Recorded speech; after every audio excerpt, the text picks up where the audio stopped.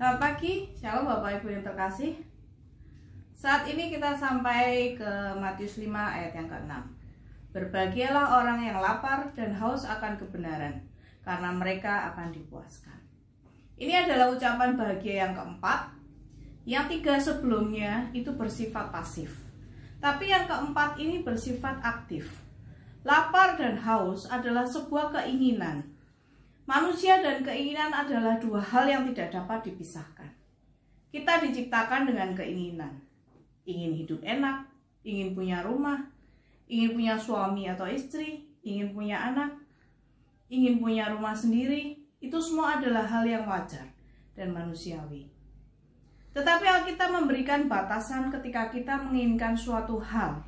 Ingatlah ada batas-batas tertentu yang harus kita taati, yaitu dengan pengendalian diri. Ada seorang kenalan yang menikah dengan seorang pria dari keluarga mapan.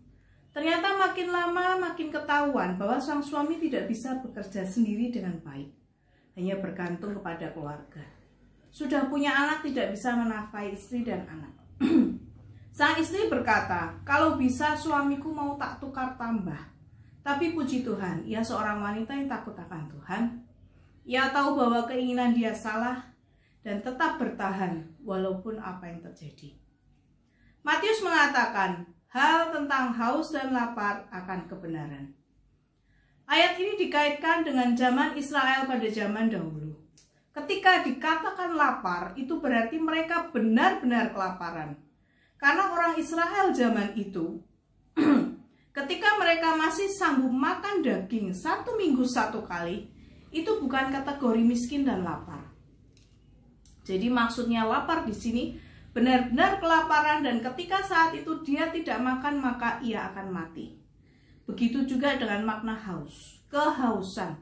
Kehausan seorang pengembara yang berjalan berhari-hari di padang gurun, di mana bekal minum sudah habis dan sudah beberapa hari ia tidak minum.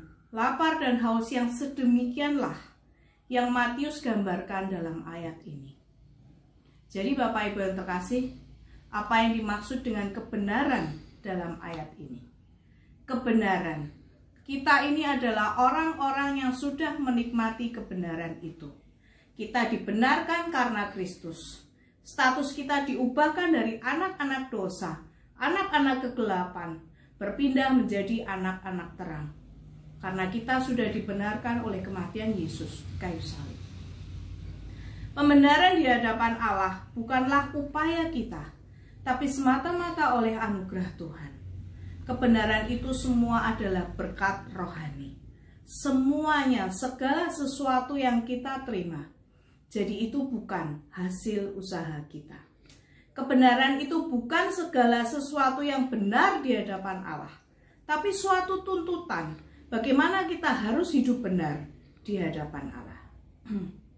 Bapak Ibu yang terkasih, jika kita punya orang yang kita kasihi dan kita ingin membahagiakan dia, maka otomatis segala daya upaya akan kita lakukan agar orang itu benar-benar bahagia. Kita akan mengorbankan segalanya untuk dia. Kita takut kalau orang itu akan sedih. Seperti itulah haus dan lapar akan kebenaran. Saya tidak bisa kalau disuruh berbuat curang. Saya lebih baik keluar dari pekerjaan saya misalnya. Lapar dan haus akan kebenaran harus kita lakukan dengan sengaja. Harus kita timbulkan dari dalam hati kita. Bukan hanya sekedar keinginan, tapi suatu perbuatan iman. Melangkah dan berbuat untuk mewujudkan akan kebenaran itu.